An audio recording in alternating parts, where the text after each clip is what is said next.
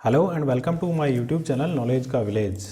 दोस्तों, आज के इस वीडियो में हम बात करेंगे प्रोविडेंट फंड यानी कि पीएफ के बारे में कि पीएफ क्या होता है, प्रोविडेंट फंड की प्रॉपर्टीज या फिर विशेषताएं क्या होती है, या फिर पीएफ के टाइप्स क्या क्या होते हैं। फिर हम इसमें बात करेंगे कि ईपीएफ और पीपीएफ में क्या क्या सिमिलरिटीज़ होती है और क्या क्या डिसिमिलरिटीज़ यानी कि डिफरेंसेस होते हैं, यानी कि ये कब स्टार्ट हुए थे, ये किन के लिए लाए गए थे, इनकी ज़रूरी विशेषताएं या ज़रूरी चीज़ें या ज़रूरी डॉक्यूमेंट्स वगैरह क्या होते हैं, इनकी ज़रूरत क्यों पड़ी, या फिर इनमें कौन पैसे डिपॉजिट कर सकता है, इनको कहाँ ओपन किया जा सकता है और कैसे ओपन किया जा सकता है और इनको कौन कंट्रोल करता है। उसके बाद में हम देखेंगे कि इनमें इंटरेस्ट रेट्स क्या क्या होते हैं, फिर इन्वेस्टमेंट की लिमिट क्या होती है, इनकी मैच्योरिटी क्या होती है, इनके पार्शियल विड्रॉल के क्या क्या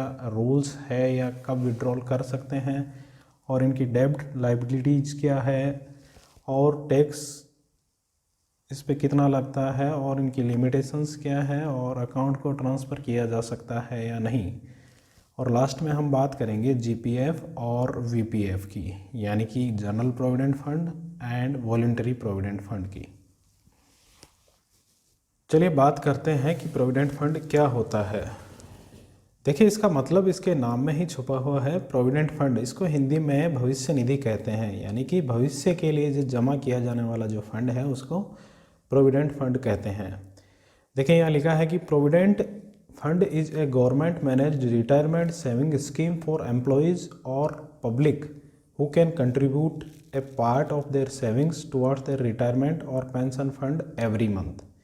यानी कि ये एक गवर्नमेंट के द्वारा स्टार्ट करी गई एक ऐसी स्कीम है, ये टाइप ऑफ अकाउंट है जिसमें कोई भी आदमी, चाहे वो गवर्नमेंट एम्प्लॉय हो, चाहे प्राइवेट एम्प्लॉय हो, या फिर कोई भी आम आदमी हो, अपनी सेविंग यानी अपने फ्यूचर के लिए या अपने बुढ़ापे के लिए सेविंग इसमें कर सकता है। चलिए देखते हैं इसकी मुख्य विशेषताएं क्या होती है प्रोविडेंट फंड की या फिर पीएफ की। तो ये देखिए दोस्तों, लॉन्ग टर्म होता है, यानी कि लंबे समय तक चलने वाला ये फंड है, ये एक अकाउंट है, यानी कि फ्यूचर के लिए, यानी कि बुढ़ापे के या फिर रिटायरमेंट के बाद तक ये चलने वाली चीज़ है। और दूसरा है इसकी सोशल सिक्योरिटी, यानी कि सोशल सिक्योरिटी इसकी होती है, यानी सपोज कोई रिटायर हो गया तो 60 साल बाद में, उसकी उम्र की 60 साल के बाद में पता नहीं उसका कैसा फ्यूचर हो, उसके पास पैसे हो या ना हो खर्चे के लिए उसके, या फिर उसके बच्चे उनको निकाल दिए हो, तो ऐसी चीज़ों पे ये प्रोविडेंट फंड काम में आता है। ये रिस्क फ्री है, बिल्कुल रिस्क फ्री है, इसकी जिम्मेदारी पूरी गवर्नमेंट के पास होती है, यानी कि इसमें आपका पैसा पूरी तरह से सेफ होता है। लास्ट इसकी प्रॉपर्टी है ऑटोमेटिक, यानी कि एक ऑटोमेटेड प्रोसेस है ये, हालांकि ये पॉइंट केवल ईपीएफ के लिए लागू होता है। चलिए आगे बढ़ते हैं और देखते हैं कि प्रोविडेंट फंड के टाइप कौन कौन से होते हैं पीएफ की। दोस्तों, मेनली पीएफ जो है दो प्रकार का होता है, ईपीएफ और पीपीएफ। ईपीएफ मतलब एम्प्लॉयज़ प्रोविडेंट फंड और पीपीएफ मतलब पब्लिक प्रोविडेंट फंड। और एक और पीएफ होता है, वो भी उसको भी हम पीएफ के प्रकार में ही शामिल कर सकते हैं, वो न्यू पेंशन स्कीम या न्यू पेंशन सिस्टम होता है। और ईपीएफ जो है मेनली हम आगे चल के इसको दो भागों में और डिवाइड कर सकते हैं, जीपीएफ और वीपीएफ। ये भी एक तरीके ईपीएफ अकाउंट ही होते हैं। तो चलिए जानते हैं सबसे पहले ईपीएफ अकाउंट क्या होता है। ईपीएफ अकाउंट यानी एम्प्लॉयज़ प्रोविडेंट फंड, ये एम्प्लॉयज़ के लिए होता है। अब वो एम्प्लॉयज़ चाहे प्राइवेट सेक्टर के हो सकते हैं, चाहे गवर्नमेंट किसी डिपार्टमेंट के हो सकते हैं। तो जैसे एम्प्लॉयज़ है तो उनका एम्प्लॉयर जो है ईपीएफ अकाउंट में पैसा जमा करता है, एक निश्चित अमाउंट होता है, वो आपके ईपीएफ खाते में आपका एम्प्लॉयर जमा करता है in case of EPF account, और ये एम्प्लॉयज़ के लिए होता है। अब बात आती है पीपीएफ की, यानी कि पब्लिक प्रोविडेंट फंड अकाउंट की। ये क्योंकि ये एम्प्लॉयर के लिए तो है नहीं, तो इसमें कोई भी आम आदमी इस अकाउंट को खुलवा सकता है और अपने हिसाब से इसमें पैसे जमा कर सकता है। उसकी लिमिटेशंस होती है, वो इस वीडियो में हम आगे जान पाएंगे। तो चलिए आगे बढ़ते हैं और देखते हैं ईपीएफ वर्सेस पीपीएफ सिमिलरिटीज या कंपैरिजन करते हैं हम ईपीएफ और पीपीएफ अकाउंट का मेनली। तो दोस्तों ईपीएफ अकाउंट जो है ये योजना स्टार्ट की थी गवर्नमेंट ऑफ इंडिया ने 1962 में, और पीपीएफ स्टार्ट किया था 1968 में सबसे पहले। और ये किसके बात आती है कि ये किसके लिए थे, तो ये ईपीएफ तो मेनली एम्प्लॉयज़ के लिए थे, वो चाहे प्राइवेट एम्प्लॉय हो सकते हैं चाहे गवर्नमेंट एम्प्लॉय हो सकते हैं। और पीपीएफ जो है ये इंडियन रेजिडेंट यानी कि किसी भी आम जनता के लिए ये अकाउंट की स्कीम लागू की गई थी, क्योंकि इनके पास ये एम्प्लॉय होते नहीं, इनकी कोई कंपनी होती नहीं, तो गवर्नमेंट ने सोचा क्यों नहीं इनके लिए भी ऐसी स्कीम लाई जाए ताकि ये अपना पैसा फ्यूचर के लिए बचा सकें। चलिए देखते हैं इसकी नेसेसिटीज़ क्या थी, मतलब क्या है इसकी नेसेसिटीज़, ये ज़रूरी है खुलवाना या नहीं है। तो दोस्तों ईपीएफ अकाउंट जो है इसमें कटौती करना ये एम्प्लॉय को कंपलसरी होता है, कटौती करवाना और एम्प्लॉयर को कटौती करना, यानी कि आपके एम्प्लॉयर को आपकी सैलरी में से आपके ईपीएफ खाते में पैसे जमा करवाना कंपलसरी होता है, जबकि पीपीएफ अकाउंट में ऐसा नहीं होता है। पीपीएफ अकाउंट में क्या है, ये ऑप्शनल होता है, क्योंकि ये एम्प्लॉयर का तो होता नहीं, ये तो आम जनता का होता है। तो अगर आम जनता का होता है मतलब सामान्य व्यक्ति के लिए होता है, तो वो अपने हिसाब से इसमें पैसे जमा करे या ना करे, ये कंपलसरी नहीं होता है। चलिए फिर बात आती है कि इनमें पैसे डिपॉजिट कौन करता है। तो ईपीएफ में जो आपकी एम्प्लॉयर है या आपकी कंपनी है, चाहे वो प्राइवेट है चाहे वो गवर्नमेंट डिपार्टमेंट है या आपका जो ऑर्गेनाइजेशन है, वो आपके ईपीएफ खाते में पैसे डलवाता है। और पीपीएफ खाते में इंडिविजुअल को अपनी इनकम में से ही कुछ पैसे बचा के उसमें डलवाने होते हैं। अब बात आती है कि इसको कहाँ ओपन करते हैं, ईपीएफ को या पीपीएफ अकाउंट को।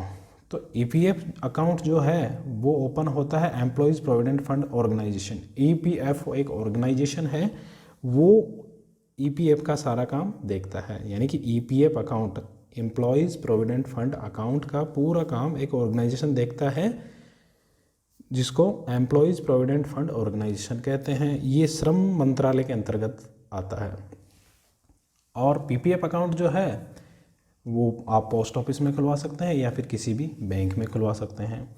आजकल बहुत से ऐसे बैंक है जो ऑनलाइन भी पीपीएफ अकाउंट खोलने की फैसिलिटीज़ अवेलेबल करवाते हैं। चलिए बढ़ते हैं आगे और देखते हैं कि कैसे ओपन किया जा सकता है। तो बात आती है ईपीएफ अकाउंट की, यानी कि एम्प्लॉयज़ प्रोविडेंट फंड अकाउंट की। तो employees provident fund EPF account आपका एम्प्लॉयर ही, मोस्ट ऑफ केसेस में आपका एम्प्लॉयर ही आपका ईपीएफ अकाउंट ओपन करता है। उसका एक यूएएन यानी कि यूनिवर्सल अकाउंट नंबर जनरेट होता है, वो आपको प्रोवाइड करवा देता है। उसके अकॉर्डिंग आप अपना ईपीएफ अकाउंट एक्सेस कर सकते हैं। तो सीधा मतलब ये हुआ कि ईपीएफ अकाउंट है वो चाहे ऑनलाइन खुले चाहे ऑफलाइन खुले, वो आपके एम्प्लॉयर की जिम्मेदारी होती है।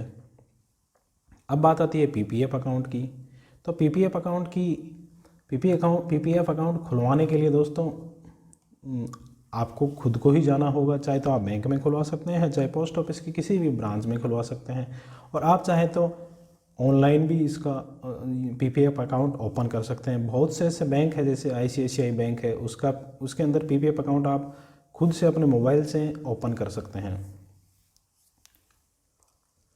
चलिए बात करते हैं कि इनको कौन कंट्रोल करता है या किसकी रिस्पॉन्सिबिलिटी होती है ईपीएफ और पीपीएफ अकाउंट की। तो in case of EPF account ये रिस्पॉन्सिबिलिटी होती है ministry of labour and employment, government of India की जो लेबर मिनिस्ट्री है, श्रम मंत्रालय है, उसकी ये ईपीएफ अकाउंट की ईपीएफओ की पूरी जिम्मेदारी होती है, वो इसको कंट्रोल करते हैं। अब बात आती है पीपीएफ की। तो पीपीएफ को जो अपना बैंकिंग सिस्टम है वो कंट्रोल करता है, यानी कि आरबीआई हम कह सकते हैं कि रिजर्व बैंक ऑफ इंडिया इसको कंट्रोल कर सकता है, बैंकिंग सिस्टम इसको कंट्रोल करता है। चलिए बात करते हैं इंटरेस्ट रेट की कि इन दोनों अकाउंट्स में इंटरेस्ट रेट्स लगभग क्या होता है। तो ईपीएफ अकाउंट का जो इंटरेस्ट रेट है ये 8 से 9% के बीच में होता है, और प्रेजेंट में ये रेट है जो लास्ट टाइम डिक्लेयर किया था गवर्नमेंट ऑफ इंडिया ने, वो 8.5% है ईपीएफ अकाउंट पे। और पीपीएफ अकाउंट में ये इंटरेस्ट रेट थोड़ी सी कम होती है, 1% कम होती है ईपीएफ की कंपैरिजन में, यानी कि 7 से 8% तक इसकी पीपीएफ की इंटरेस्ट रेट होती है। और वर्तमान में जो लास्ट डिक्लेयर की गई है पीपीएफ की इंटरेस्ट रेट वो है 7.1%। चलिए बात करते हैं इन्वेस्टमेंट लिमिट्स की या डिडक्शंस की, कितना इन्वेस्ट इसमें कर सकते हैं, कितना नहीं होता है। तो देखिए ईपीएफ के केस में क्या होता है, आपकी सैलरी का जो 12% है ना, वो आपका एम्प्लॉयर आपके ईपीएफ अकाउंट में जमा करवा देता है। अब बेसिक सैलरी और डीए का जो 12% होता है पर मंथ आपके ईपीएफ अकाउंट में आपका एम्प्लॉयर जमा करवा देता है।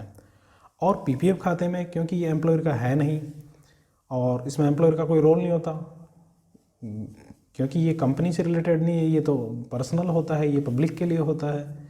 तो इसमें पब्लिक प्रोविडेंट फंड यानी कि पीपीएफ में कोई भी आदमी अपने पीपीएफ अकाउंट में 500 रुपये से लेकर 1.5 लाख रुपए तक एनुअली 1 साल में जमा करवा सकता है। लेकिन ये शर्त होती है इसकी कि वो 50 के गुणांक में होना चाहिए। और पीपीएफ अकाउंट में 1 साल में मैक्सिमम 12 बार हम पैसे जमा करवा सकते हैं 50 रुपये के गुणांक में, और मैक्सिमम हम जमा कर सकते हैं 1.5 लाख रुपए। 500 रुपये मिनिमम 1 साल में जमा करवाना होता है, अन्यथा ये अकाउंट जो है ब्लॉक हो जाता है या फिर इसके कुछ रेस्ट्रिक्शंस लग जाते हैं। अब बात आती है मैच्योरिटी की कि इनका मैच्योरिटी पीरियड क्या होता है या कब मैच्योर होती है। तो ईपीएफ अकाउंट तो ऑटोमेटिक मैच्योर होता है आपके रिटायरमेंट के टाइम पे, यानी कि जब आप रिटायर हो जाएंगे आपको अपना ईपीएफ का पूरा पैसा आपको ब्याज सहित मिल जाएगा। और पीपीएफ अकाउंट की जो अवधि होती है वो 15 साल होती है इनिशियली, और अगर आपकी सेवाएं बिल्कुल संतुष्टिपूर्वक होती है तो आप इसको 5-5 साल के अंतराल में आगे और भी एक्सटेंड करवा सकते हैं। अब बात आती है पार्शियल विड्रॉल की, अगर बीच में हमें पैसे निकालने की ज़रूरत पड़े तो क्या हम निकाल सकते हैं। तो जी हाँ दोस्तों, आप ईपीएफ और पीपीएफ दोनों अकाउंट में 5 साल के बाद में पैसे निकलवा सकते हैं, लेकिन ये शर्त है कि आपको उसका स्ट्रॉन्ग रीज़न देना होगा, आपको प्रूफ देना होगा कि मुझे इमरजेंसी है और मुझे ये पैसा निकलवाना पड़ेगा। जैसे कोई मेडिकल इमरजेंसी आ गई, या फिर आप बच्चों की शादी करनी है, या फिर बच्चों की हायर एजुकेशन के लिए आपको पैसा चाहिए, तो आपको लिखित में देना होगा ईपीएफ को, या जो बॉडी पीपीएफ को कंट्रोल करती है उसको, कि मुझे इतना पैसा चाहिए। तो आप 5 साल के बाद में पार्शियल विड्रॉल भी कुछ पैसा अपने पीपीएफ या ईपीएफ अकाउंट से निकलवा सकते हैं। अब बात आती है डेब्ट लायबिलिटीज़ की। तो ईपीएफ और पीपीएफ दोनों अकाउंट की डेब्ट लायबिलिटी 0 होती है। अब बात आती है कि डेब्ट लायबिलिटी होती क्या है। तो देखिए क्या होता है, अब सपोज आपके अकाउंट में 5 लाख रुपए पीपीएफ या ईपीएफ अकाउंट में 5 लाख रुपए जमा है। अब सपोज आपने किसी बैंक से लोन लिया है और 6 लाख का या 5 लाख का, कितना भी XYZ कितना भी हो सकता है, और आप उसको जमा नहीं करवा पा रहे हैं। तो ऐसे केस में क्या होता है, अब बैंक कहेगा कि आप पैसे जमा करवाइए। अब आपके पास पैसे हैं नहीं, तो बैंक ये भी कह सकता है कि हम आपके ईपीएफ अकाउंट से या पीपीएफ अकाउंट से पैसा ले लेंगे। तो फिर गवर्नमेंट, लेकिन इसमें गवर्नमेंट का रेस्ट्रिक्शंस होता है, गवर्नमेंट ये काम उसको करने नहीं देगी। यानी कि जो आपका ईपीएफ और पीपीएफ अकाउंट का पैसा है ना, ये सेफ़ है। भले ही आप करोड़ों का लोन ले लीजिए, आप मत चुकाइए, आपका ईपीएफ और पीपीएफ अकाउंट का पैसा कोई भी निकलवा नहीं सकता है, कोई भी उसको यूज में नहीं ले सकता है, चाहे कोई बैंक हो। तो इसका मतलब इसकी डेब्ट लायबिलिटी 0 होती है, दोनों अकाउंट की डेब्ट लायबिलिटी 0 होती है। अब बात आती है कि ईपीएफ और पीपीएफ में टैक्स कितना लगता है या नहीं लगता है। तो ईपीएफ और पीपीएफ दोनों अकाउंट जो है ये टैक्स फ्री होती है, फ्री होते हैं, यानी कि ये ई कैटेगरी के अंतर्गत आते हैं, यानी कि एग्जेम्प्ट, यानी कि आप टैक्स जमा करवाएंगे तो जो जमा पूंजी है वो भी टैक्स फ्री होती है, आपको जो ब्याज मिलने वाला है वो भी टैक्स फ्री होगा, और आपकी जो मैच्योरिटी होगी, मतलब मैच्योरिटी अमाउंट जितना बनेगा वो भी बिल्कुल टैक्स फ्री होगा। तो ये ई यानी कि एग्जेम्प्ट कैटेगरी के अंतर्गत आता है, और ये बिल्कुल टैक्स फ्री होते हैं दोनों अकाउंट। अब बात आती है लिमिटेशंस की, कितने अकाउंट जो है हम खुला सकते हैं। तो ईपीएफ हो चाहे पीपीएफ हो, एक आदमी एक ही अकाउंट खुला सकता है। अब वो बात अलग है कि अब सपोज अब in case of EPF account कोई कहता है, अब सपोज कोई एक कंपनी में काम कर रहा था, कोई एम्प्लॉय है और एक कंपनी सपोज महिंद्रा में काम कर रहा था, तो उसका एक ईपीएफ अकाउंट था। अब उसने महिंद्रा कंपनी छोड़ दी और दूसरी ज्वाइन कर ली, सपोज टाटा ज्वाइन कर लिए, तो अब वो टाटा में जाएगा। इसका मतलब ये नहीं है कि वहाँ जाके उसको अपना दूसरा ईपीएफ अकाउंट खोलना होगा ईपीएफ जमा करवाने के लिए। यही अकाउंट जो है उसका वहाँ पे ट्रांसफ़र हो सकता है। यानी कि कुल मिला के बात यह है कि चाहे ईपीएफ अकाउंट हो चाहे पीपीएफ अकाउंट हो, एक पर्सन का एक ही अकाउंट होता है। अब बात आती है अकाउंट ट्रांसफ़र की, कि अकाउंट ट्रांसफ़र करवा सकते हैं या नहीं करवा सकते, या हो सकता है या नहीं हो सकता है। तो जो ईपीएफ अकाउंट है वो तो केवल एक अकाउंट होता है, वो किसी ब्रांच में नहीं होता है। ईपीएफ अकाउंट वो तो केवल ईपीएफओ का होता है, यानी कि एम्प्लॉयज़ प्रोविडेंट फंड ऑर्गेनाइजेशन के पास होता है अकाउंट।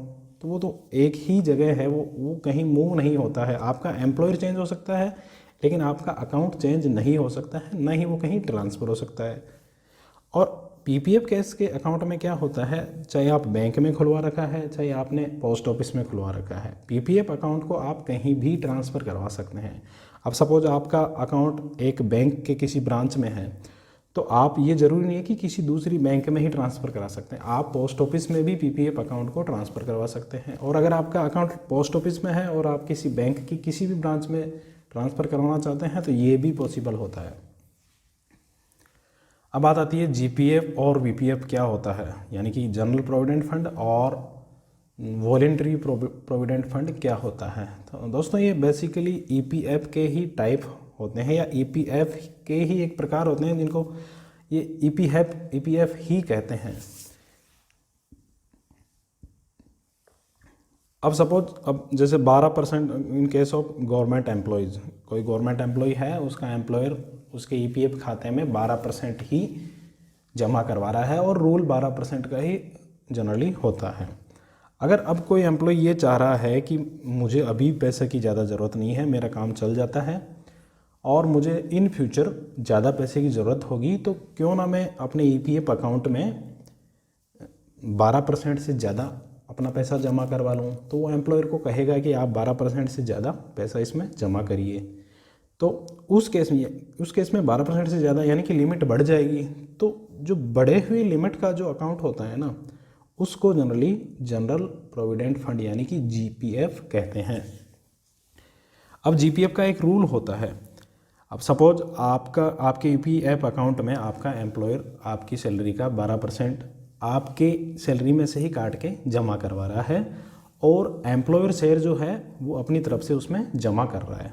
अगर आप अपनी लिमिट बढ़वाना चाहते हैं कि आप 12% की जगह 20% या 25% मेरी सैलरी काटिए, तो एम्प्लॉय शेयर आपका शेयर बढ़ा सकता है, ईपीएफ खाते में जमा करवा सकता है, लेकिन एम्प्लॉयर शेयर वो नहीं बढ़ाएगा, वो केवल 12% ही अपनी तरफ से आपके ईपीएफ खाते में जमा करवाएगा। यानी कि ये रूल केवल एम्प्लॉय फंड के लिए लागू होता है, ना कि एम्प्लॉयर कंट्रीब्यूशन के बारे में, एम्प्लॉयर कंट्रीब्यूशन के लिए। तो अब समझ में आ गया होगा कि जनरल प्रोविडेंट फंड या जीपीएफ क्या होता है। तो ये बात थी गवर्नमेंट एम्प्लॉयज़ के लिए, यानी कि। और अब बात आती है कि वीपीएफ यानी कि वॉलंटरी प्रोविडेंट फंड क्या होता है। तो जीपीएफ बात होगी गवर्नमेंट एम्प्लॉयज़ के बारे में, और वीपीएफ एक जीपीएफ ही समझ सकते हैं हम इसको, लेकिन ये प्राइवेट एम्प्लॉयज़ के बारे में होती है। यानी कि अगर कोई प्राइवेट एम्प्लॉय ये चाहता है कि मेरी कंपनी मेरे खाते में मेरी लिमिट से ज़्यादा पैसा डलवाए, तो ऐसा फंड है जो है वॉलंटरी प्रोविडेंट फंड, यानी अपनी इच्छा से वो अपने खाते में ज़्यादा पैसे जमा करवाना चाहता है, इसलिए उसको वॉलंटरी प्रोविडेंट फंड कहा जाता है। तो उम्मीद है दोस्तों आज की ये वीडियो आपको अच्छी लगी होगी। अगर अच्छी लगी है तो लाइक करें, शेयर करें और कमेंट्स करें, और प्लीज़ चैनल को सब्सक्राइब करना ना भूलें। Thank you.